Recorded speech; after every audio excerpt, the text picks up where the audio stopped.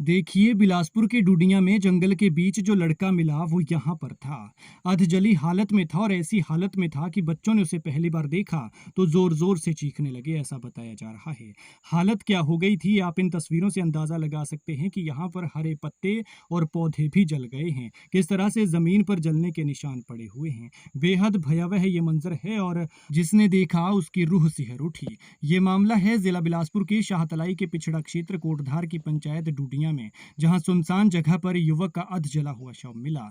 इलाके में सनसनी फैल गई। पुलिस के उच्च अधिकारी डीएसपी बिलासपुर मनीष चौधरी और फोरेंसिक एक्सपर्ट बिलासपुर पुलिस थाना तलाई के कर्मचारी सूचना मिलते ही घटनास्थल पर पहुंचे और साक्ष्य जुटाए कि युवक का मर्डर है या फिर ये सुसाइड है। लेकिन जिस तरह से उसकी हालत थी वो बेहद चौंकाने वाली थी कि इस इलाके में इस तरह की घटना भी हो सकती है। लोग देखकर हैरान थे। बताया जा रहा है कि जिस जगह पर युवक की अधजली बॉडी पड़ी हुई थी उसी के पास उसके स्कूली प्रमाण पत्र समेत अन्य कुछ प्रमाण पत्र भी मिले जो कि जले हुए पाए गए। मृतक युवक का बैग भी कुछ ही दूरी पर था।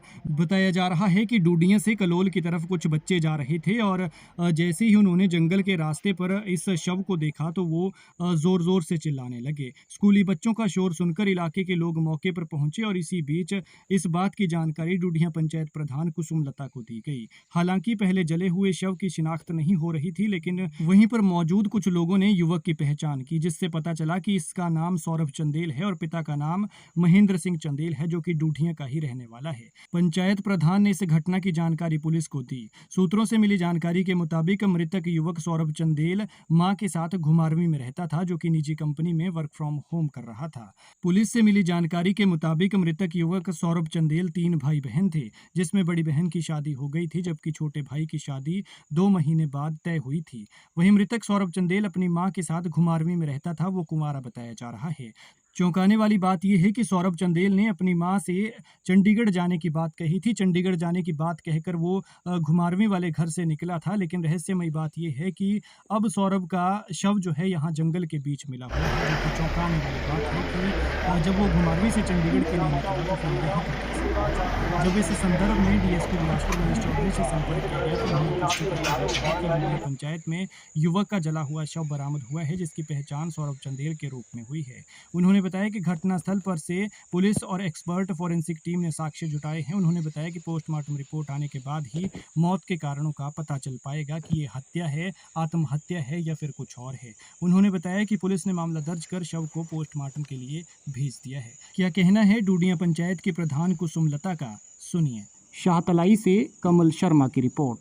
नमस्कार जी, मैं ग्राम पंचायत डूडिया की प्रधान कुसुम लता। आज हमारी ग्राम पंचायत डूडिया में एक शव अर्धजली अवस्था में मिला। जैसे ही स्कूली बच्चे डूडिया से कलोल की ओर जा रहे थे तो उन्होंने देखा कि कोई व्यक्ति वहां मरा पड़ा है।